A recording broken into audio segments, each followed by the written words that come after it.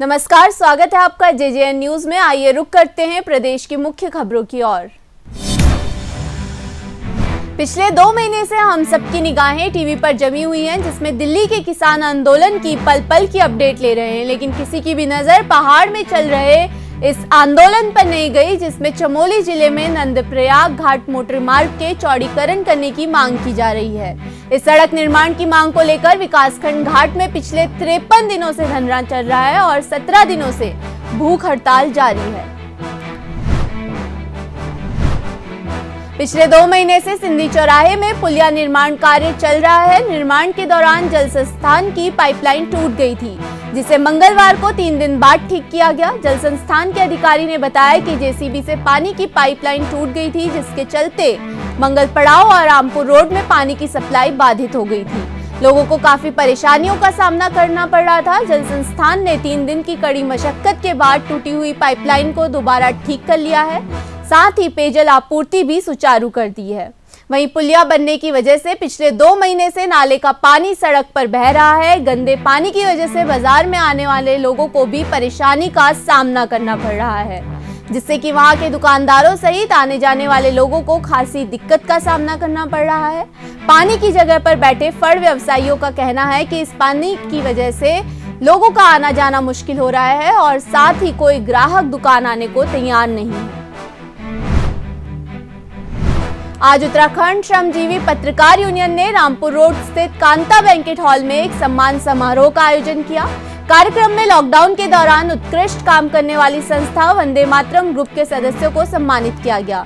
समारोह में मुख्य अतिथि के तौर पर हल्द्वानी नगर के सिटी मजिस्ट्रेट प्रत्युष सिंह उपस्थित रहे। साथ ही थल सेवा से जुड़े टीके मानसेरा ने भी समारोह में शिरकत की। उत्तराखंड श्रमजीवी पत्रकार यूनियन की हल्द्वानी इकाई के अध्यक्ष अंकित शाह ने बताया कि यूनियन लगातार पत्रकारों के हितों की लड़ाई लड़ती है और साथ ही वह अपनी यूनियन के विस्तार की तरफ भी खासा ध्यान दे रहे हैं। उत्तराखंड के युवाओं को मंच देने के लिए मुंबई से रफ़त अब्बास अली फिल्म ने पहल करते हुए हैप्पी बर्थडे वेब सीरीज का ट्रेलर व पोस्टर रिलीज कर दिया। इसके लेखक व निर्देशक रफ़त अब्बास अली ने लॉकडाउन के बाद उत्तराखंड के युवाओं को वेब सीरीज पर काम करने का मौका दिया है। इसमें काम करने वाले सभी युवा उत्तराखंड से हैं। नैनीताल से हमीरा मलिक, हल्द्वानी से आरव कुमार, तनुजा पाठक और उधम सिंह नगर जिले से राकेश सरकार की मुख्य भूमिका है। हल्द्वानी का पहला आधुनिक ऑडिटोरियम एमबीपीजी परिसर में बनकर तैयार हो गया है। इसका उद्घाटन फरवरी के पहले हफ्ते में होने की संभावना है। मुख्यमंत्री का जल्दी हल्द्वानी में दौरा होना है, जिसमें हल्द्वानी में बने अन्य कार्यालयों का भी लोकार्पण किया जाएगा, जिसमें ओपन यूनिवर्सिटी भी शामिल है।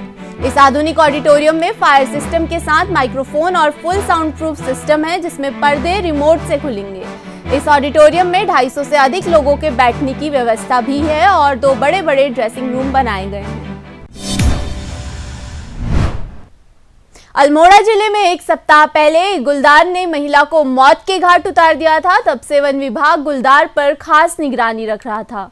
वन विभाग ने गुलदार को मारने के लिए हिमाचल से शिकारी बुलाए थे, जिन्होंने अपनी एक ही गोली में आज आदमखोर गुलदार का शिकार कर दिया। आपको बता दें कि बीते 17 जनवरी की रात को अल्मोड़ा के एक गांव में इस गुलदार ने शांति देवी नामक एक महिला पर हमला करके उसे जान से मार दिया, जिसके बाद वन विभाग ने गुलदार को आदमखोर घोषित कर दिया और मशहूर शूटर जॉय हुइकिल को बुलाकर गुलदार को मार दिया गया। हल्द्वानी के नगर निगम में पर्यावरण मित्र की पिटाई को लेकर पर्यावरण मित्रों ने थाने और नगर निगम में प्रदर्शन किया। पुलिस के मुताबिक गांधीनगर के योगेश राजौर और उसका भाई राजेश राज नगर निगम में सफाई नायक के पद पर तैनात हैं। राजेश सोमवार की सुबह करीब 4 बजे जब अस्ताना मस्जिद के पास सफाई के लिए निकला था, तो सफाई के दौरान एक नईम नाम के युवक ने राजेश के साथ गाली गलौज करते हुए जाति सूचक शब्दों का प्रयोग किया और विरोध करने पर राजेश के साथ मारपीट भी की। मामले में पुलिस ने मुकदमा दर्ज कर लिया है। उत्तराखंड की रेशमा पटेल ने 10,000 मीटर वॉक रेस में नया नेशनल रिकॉर्ड बनाया है। रेशमा पटेल ने भोपाल में आयोजित हो रही नेशनल प्रतियोगिता में हिस्सा लेकर अंडर 20 बालिका श्रेणी में 48 मिनट 52 सेकंड में अपनी रेस पूरी करके यह रिकॉर्ड बनाया है। 16 वर्षीय रेशमा ने प्रियंका गोस्वामी के 2014 के राष्ट्रीय रिकॉर्ड को तोड़कर अपनी पहली ही दौड़ में राष्ट्रीय रिकॉर्ड बनाने के साथ स्वर्ण पदक भी अपने नाम कर लिया है। कृषि कानूनों के खिलाफ दिल्ली में गणतंत्र दिवस पर ट्रैक्टर रैली के दौरान हुए बवाल के बाद उत्तराखंड की सीमाओं पर भी सुरक्षा तेज करने का अलर्ट जारी किया गया है।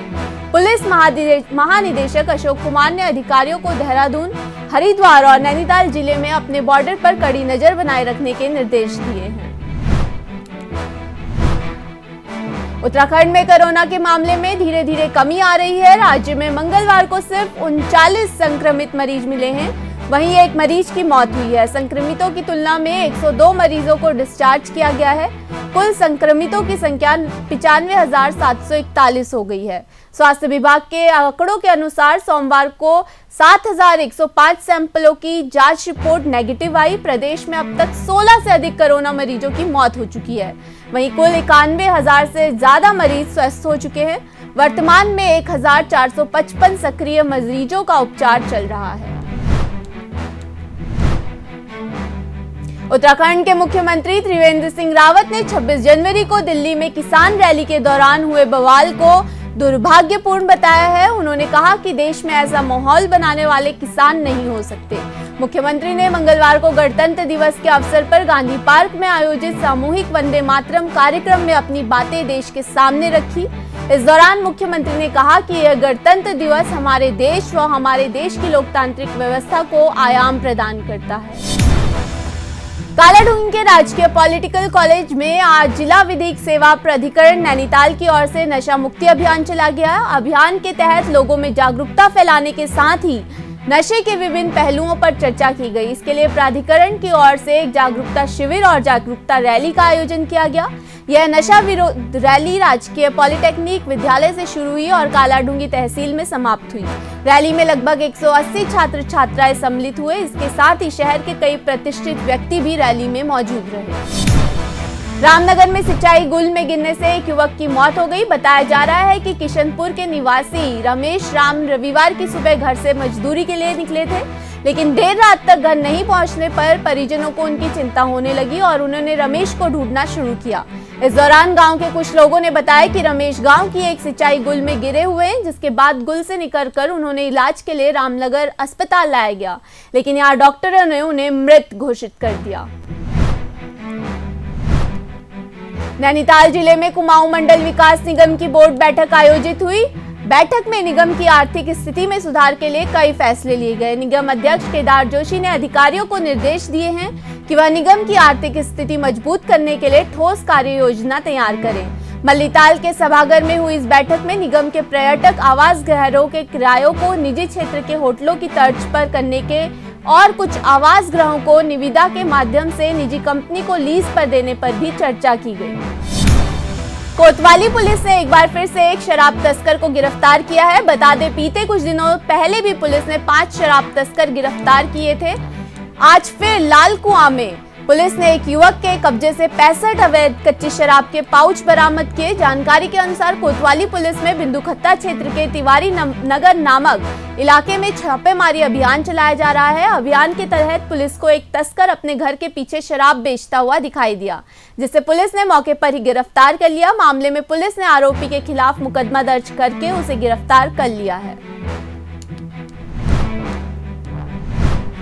दिल्ली में किसान आंदोलन के दौरान हुए बवाल में किसान नेताओं ने पंजाबी एक्टर दीप सिद्धू पर किसानों को भड़काने और हिंसा फैलाने का आरोप लगाया है।